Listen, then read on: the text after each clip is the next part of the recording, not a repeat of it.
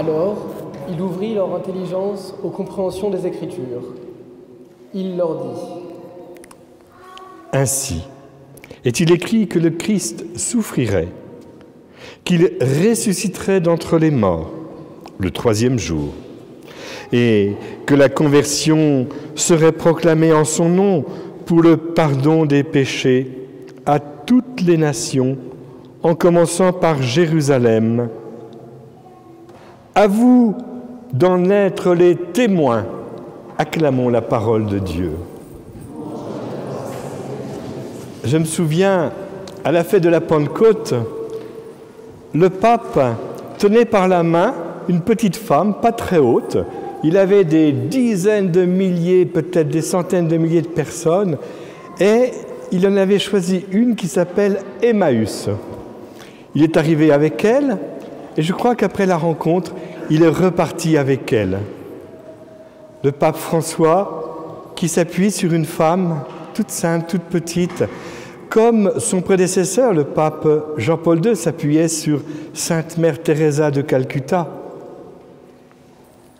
Eh bien, nous, en recevant cet évangile, où il a été question, non pas de cette femme, mais du chemin d'Emmaüs, nous avons la certitude qu'il a été fait à l'Église un grand don avec Chiara Lubich.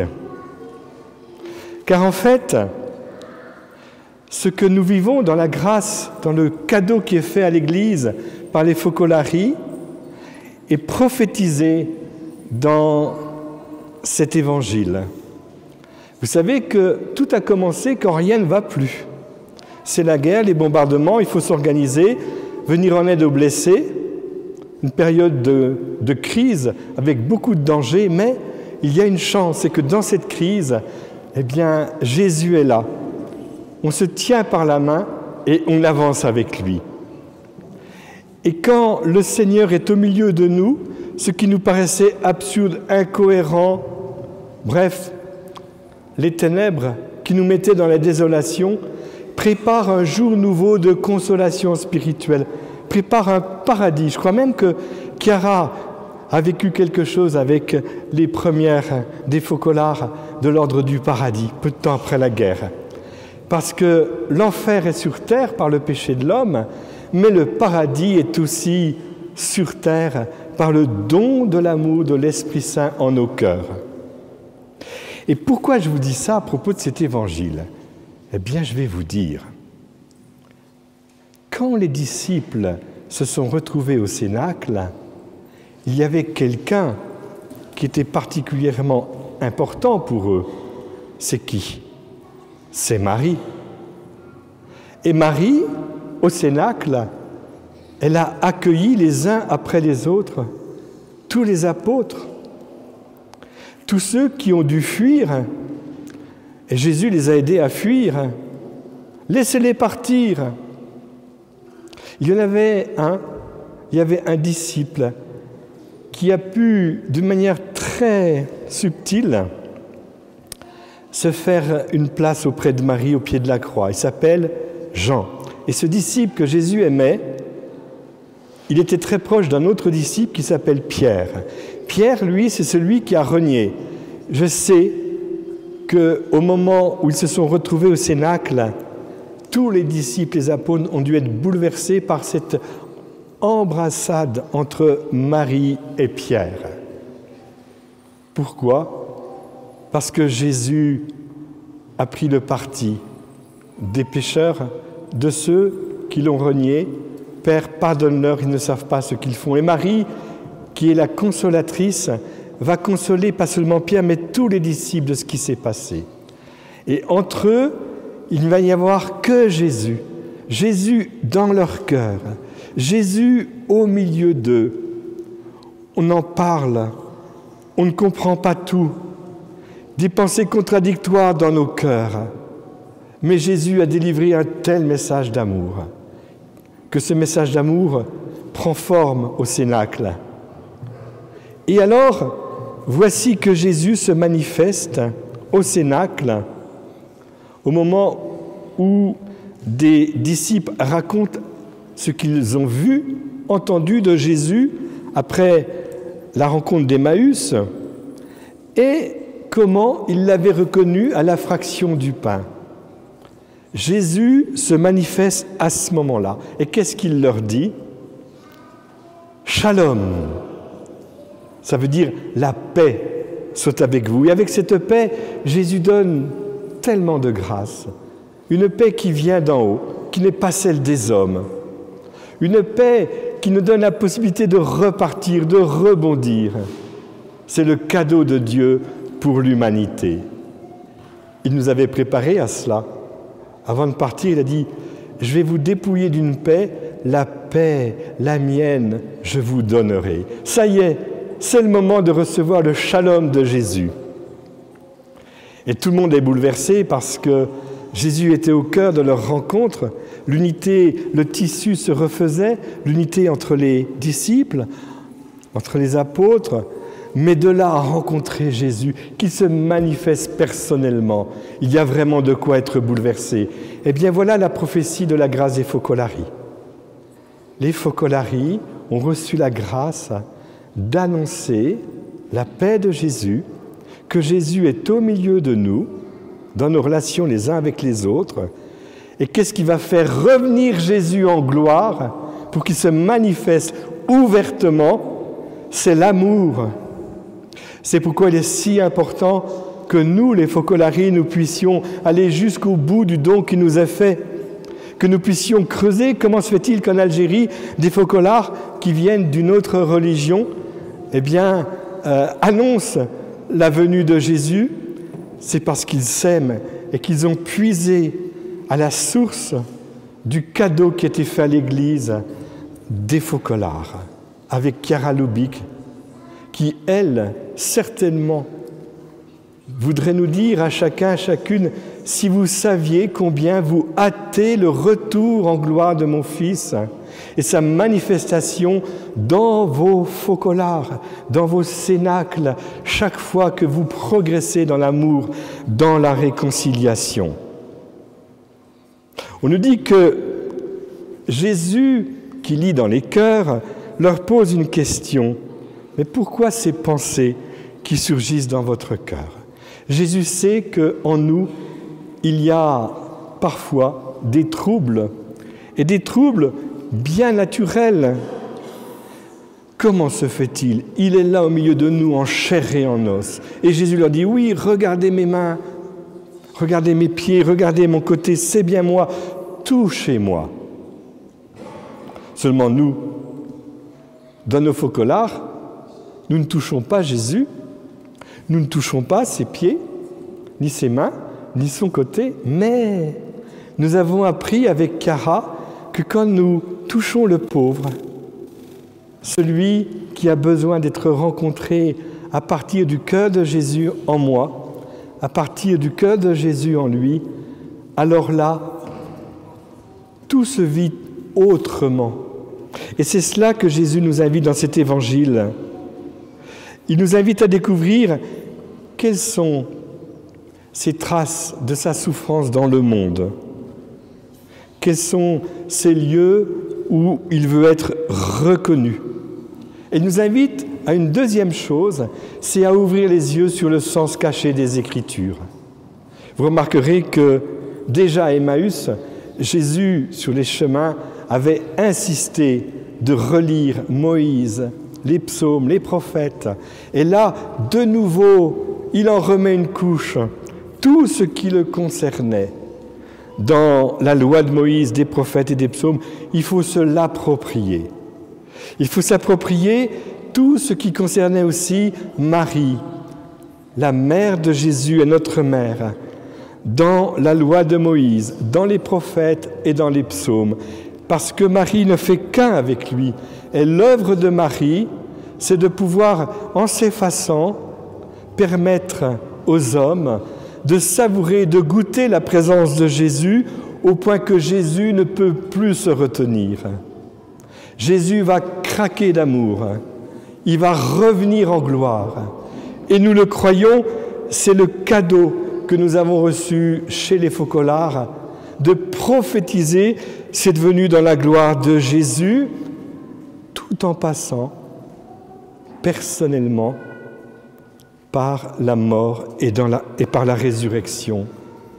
Évidemment, nous ne sommes pas là à frapper des mains et puis à claquer des doigts en disant « Seigneur, Jésus, reviens !»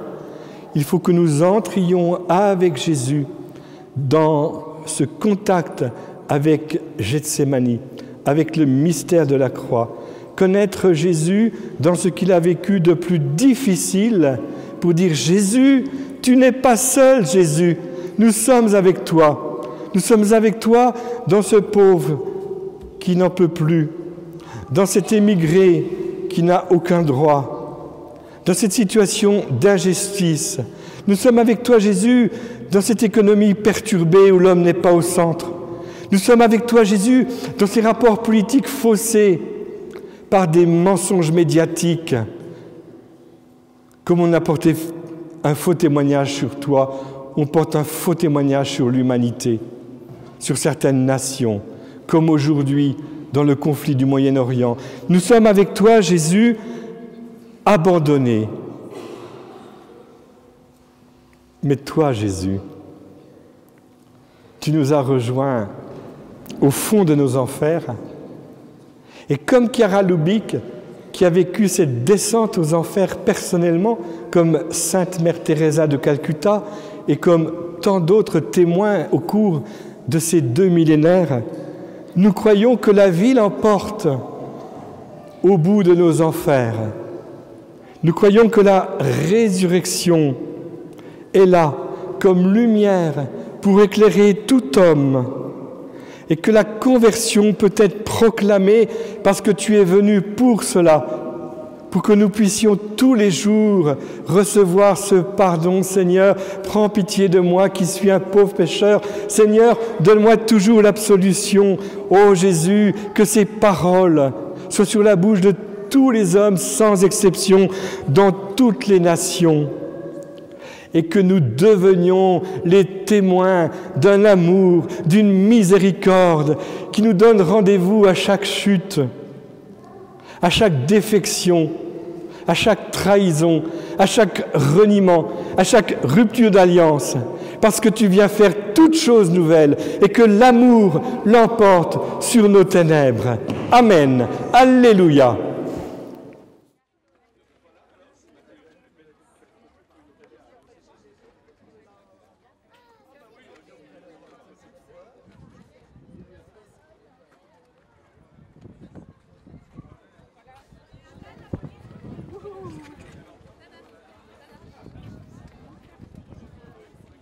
Alors c'est vraiment un cadeau, parce que ce sont des familles qui se réunissent avec des tout petits enfants, hein, et puis des plus grands enfants, des ados, et puis des jeunes adultes, des adultes confirmés, et voire même peut-être un peu le 3e âge d'ailleurs. En tout cas, c'est un cadeau parce que la famille pour moi c'est la première cellule d'église, pas pour moi mais pour toute l'église, et c'est une grâce, c'est vraiment un don de Dieu que de pouvoir être au service de la famille. La famille qui est le lieu de la transmission. Or aujourd'hui notre monde vit une crise, on peut dire, qui touche à la question de la transmission. Que transmettre? Comment transmettre? Par quels moyens? Qui transmet et à qui? Et les Focolari ont reçu une impulsion extraordinaire par la fondatrice et puis les premiers, qui est de transmettre la foi, mais dans un esprit d'ouverture. L'Église a toujours vécu de certains charismes donnés au fil des siècles, durant ces 2 millénaires, mettant l'accent sur une réalité particulière. On peut dire que pour François d'Assise, c'est la réalité de la pauvreté, d'âme pauvreté. Eh bien en fait, les Focolari ont reçu cette invitation à prier et à faire prier pour l'unité et reconnaître la présence de Jésus au milieu de nous. Et je dirais aussi Jésus abandonné, dans l'expérience de sa mise en croix, Jésus abandonné qu'il faut retrouver aussi dans le prochain, qu'il faut retrouver dans celui qui est abandonné. Et ce n'est pas nécessairement des chrétiens, ça peut être par exemple ces immigrés qui arrivent, qui déferlent, dont la prise en charge n'est pas simple du tout, contestée parfois. Et le cadeau des Focolari, c'est de permettre justement à des hommes de bonne volonté de vivre ce don là où ils en sont, en respectant leur rythme, je dirais le secret du roi dans leur cœur. Je me souviens de cette anecdote, Marthe Robin reçoit à la Plaine, chez elle, un cuisinier qui veut être embauché dans une structure pour personnes handicapées adultes en souffrance psychiatrique. Et elle l'encourage effectivement d'être le cuisinier de cette structure en lui disant « Vous ferez le pont entre les deux rives de la Méditerranée ». Et cet homme qui a rencontré plusieurs fois Marthe Robin n'est pas devenu chrétien pour autant, mais il est devenu focolare. Et je sais qu'en Algérie, il y a pas mal de musulmans qui sont focolards et qui vivent du don de ce charisme, de l'unité entre les hommes. Moi-même, fortuitement, je me suis retrouvé aux obsèques de Chiara Lubich il y a une dizaine d'années, donc c'était à l'église de Saint-Paul-hors-des-Murs. Et j'ai vu, comme dans l'Apocalypse, un peuple de toute langue, nation, mais impressionnant. Alors, il n'y avait pas que des chrétiens, il y en avait heureusement, mais il y avait aussi, d'ailleurs, des chrétiens de différentes confessions, ce qui n'est pas rien. Mais il y avait aussi des juifs, des musulmans, des bouddhistes, des hindouistes, voire même des libres penseurs. Enfin, il y avait toute la sensibilité qu'on peut retrouver dans la vie des hommes, l'étape que peuvent connaître certaines personnes dans leur vie, au moins un moment de leur vie. Vraiment, c'était impressionnant. Et pourquoi? Parce que Chiara avait un amour de Jésus en elle pour tous sans exception. Le Seigneur est venu pour que tous soient sauvés. Même si tous n'ont pas accès à cette vie nouvelle par le baptême, tous sont en cheminement pour être accomplis dans leur vocation d'homme, c'est-à-dire créés à l'image et ressemblance de Dieu. Et Jésus, en rejoignant l'homme, en se faisant homme, a sauvé tout l'homme et tous les hommes. Et Chiara l'avait compris avant tout le monde, puisqu'elle a permis justement que se développent ces foyers, ces focolars, où Jésus, au milieu de nous, est premier. En assumant aussi cette réalité qui fait partie de la vie de tout un chacun, qui est le mystère pascal. Un passé, ça veut dire d'une rive à l'autre, c'est aussi passer d'une épreuve, d'un renoncement, de sacrifice, d'une vie d'offrande qui parfois coûte, pour rayonner l'amour, pour rayonner la lumière, la joie, la communion, l'aide. Et ça, c'est un grand cadeau de Chiara pour l'humanité. Et je crois que ce qui traduit bien sa spécificité, c'est quand, à Avila, elle a écrit, je crois, une petite note en visitant le lieu où Thérèse d'Avila est mémorisée, qu'elle voudrait passer du château intérieur au château extérieur, demandant à la grande Thérèse d'Avila de prier pour elle. Ce château extérieur, c'est finalement cette présence de Dieu à l'intime de soi et à l'intime de l'autre, en dehors d'un contexte protégé, voyez, le contexte religieux, le contexte d'une église, d'une confession. Et ça, c'est une intuition immense, parce que le grand trésor, finalement, c'est d'être des adorateurs en esprit et en vérité, pas sur cette montagne, ni à Jérusalem, mais dans la rencontre du prochain, du petit, du pauvre, les béatitudes. Le pape l'a rappelé il y a quelques jours, quand il a offert sa lettre encyclique sur la sainteté. Eh bien, Chiara, c'est ça, c'est cette ouverture à l'universel, mais qui passe par des gestes concrets, par des rencontres concrètes. Et c'est un cadeau d'être invité par les focolaristes, évident. C'est un grand cadeau qui nous est fait, et d'accueillir leur grâce pour l'Église. Chiara a vécu quelque chose qu'on comprend mieux grâce à Sainte Teresa, Mère Teresa de Calcutta, puisque après sa mort, nous avons su par quelle épreuve intérieure Sainte Mère Teresa de Calcutta est passée. C'est comme si elle s'était réservée le pain amer de la solitude, d'être séparée de Dieu, d'être vouée à l'enfer, si je puis dire. Enfin, je ne sais pas si l'expression est très juste. Et qu'en retour, le Seigneur a déversé des flots de lumière dans les cœurs, des flots d'amour, de prise en charge du prochain.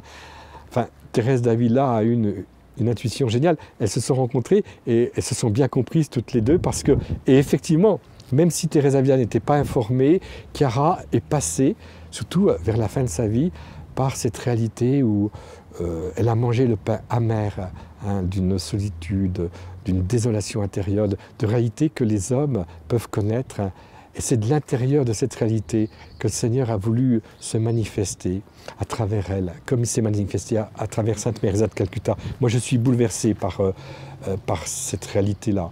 Parce que finalement, Jésus a mangé le pain amer et toutes les miettes de ce pain amer, de notre péché, de nos amertumes, de nos désolations, de nos tristesses, de nos ras-le-bol, pour nous donner en retour le pain très pur de son corps et de son sang, et nous permettre de reprendre notre route, reprendre la marche.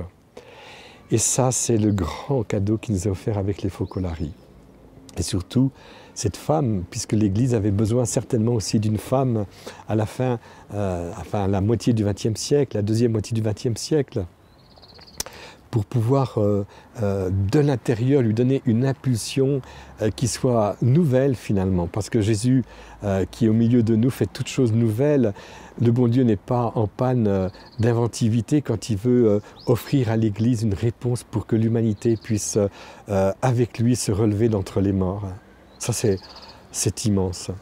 Et je suis touché par le fait que Chiara et les Focolars vont tenir les deux extrêmes. À la fois, ils vont être, on peut le dire aujourd'hui parce que le pape François a ouvert le chemin, à la périphérie, là où c'est le moins évident de se trouver pour l'évangélisation, par exemple, toute cette réalité de l'islam présent dans les pays occidentaux, avec l'immigration, etc.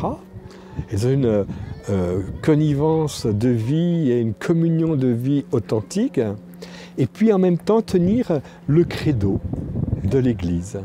Elle est vraiment d'église, Clara. D'ailleurs, elle a été très soutenue durant son itinéraire, qui a connu tellement de remous, par des personnes importantes dans l'Église, dont les papes, Jean XXIII, Paul VI, Jean-Paul II, alors Benoît XVI tout à la fin. Alors évidemment, le credo de l'Église, c'est aussi le grand enjeu de l'évangélisation.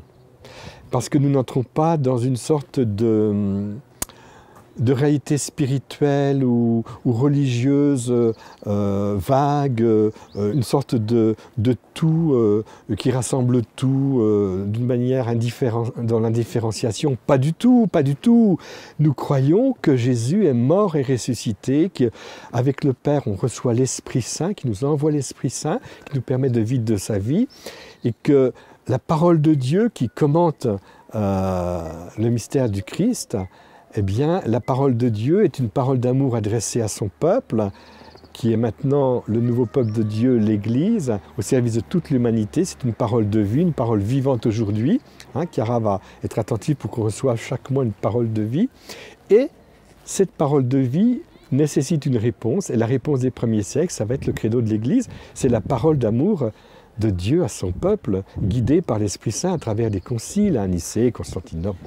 Et je crois que aujourd'hui, nous ne pouvons pas faire l'impasse sur cette réalité de notre credo, parce que c'est sur ce terrain-là que les persécutions ont lieu. La première, c'est celle du Christ. Il se dit le Fils de Dieu. Jésus est vraiment Dieu. Il est Dieu. Dieu naît de Dieu. Lumière naît de la lumière. Vrai Dieu naît du vrai Dieu. Voilà. Et en même temps, les premières générations, en affirmant la divinité du Christ et sa présence au milieu de nous, Jésus qui est mort et ressuscité, eh bien, proclame en même temps qu'il doit revenir dans la gloire. Et ce qui fait hâter Jésus dans la gloire, c'est l'amour qu'il met dans les cœurs, c'est sa présence dans nos relations les uns avec les autres, Jésus qui est au milieu de nous. Et ça, c'est immense. Nous avons des prophéties qui nous parviennent de certains mouvements, certaines sensibilités religieuses qui font peur, qui nous disent ça y est, rien ne va plus, c'est la fin du monde, ce sont les catastrophes, Non, revenons à l'orientation profonde qui est donnée par l'Évangile et dévoilée par l'Apocalypse. La fin est déjà présente dans la mort et résurrection de Jésus. Et de fait, Chiara va nous inviter à vivre dans l'amour concret.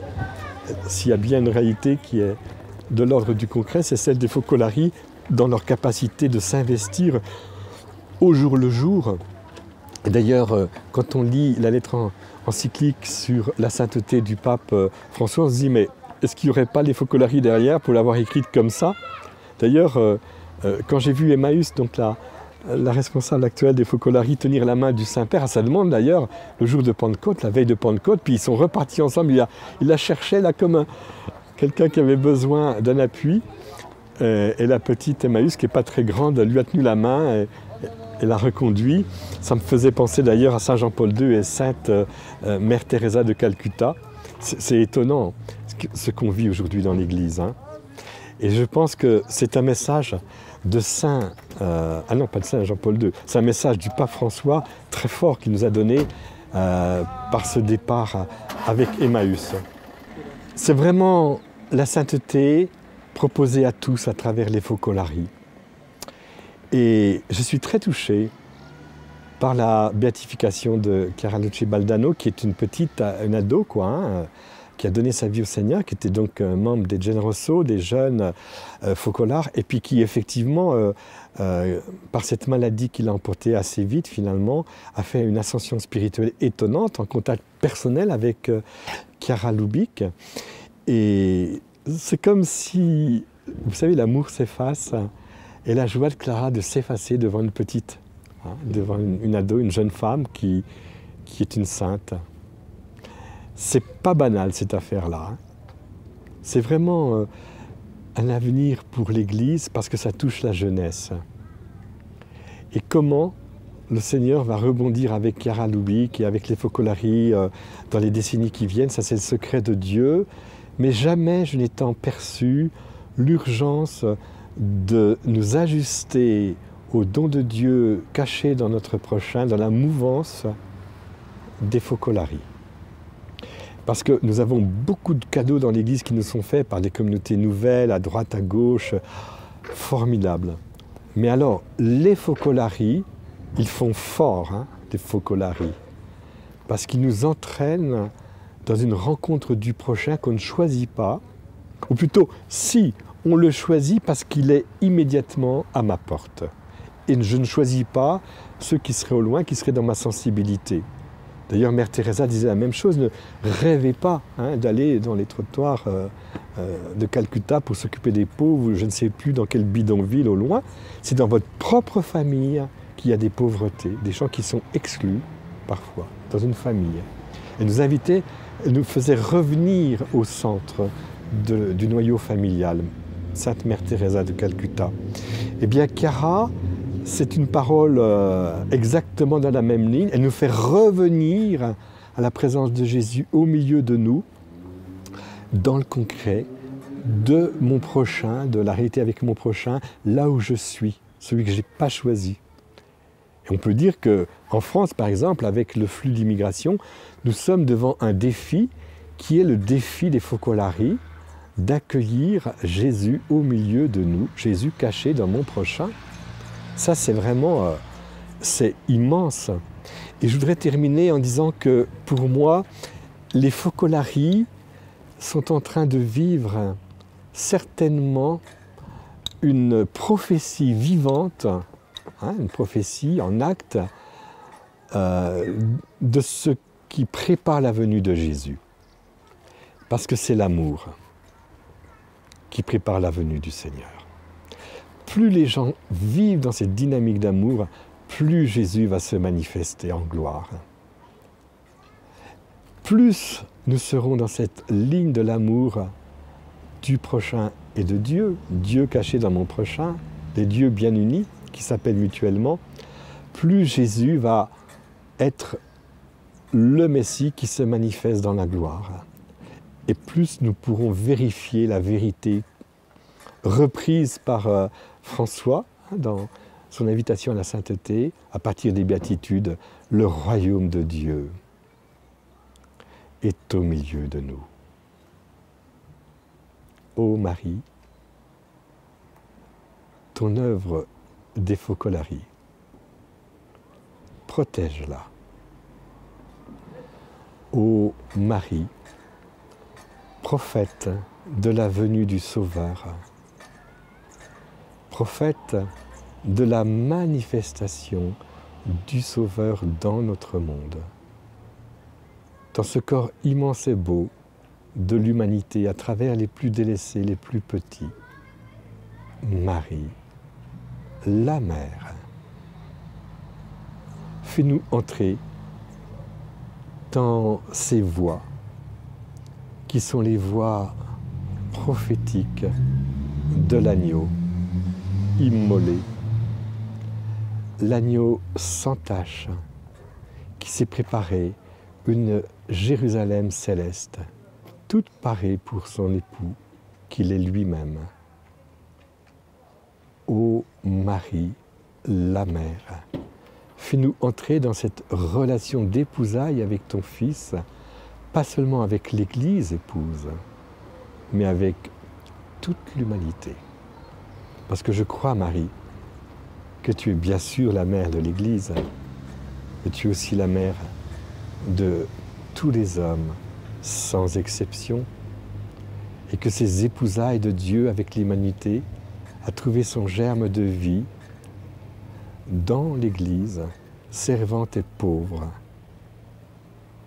pour éveiller dans le cœur de tout homme ses épousailles avec son Dieu. Amen.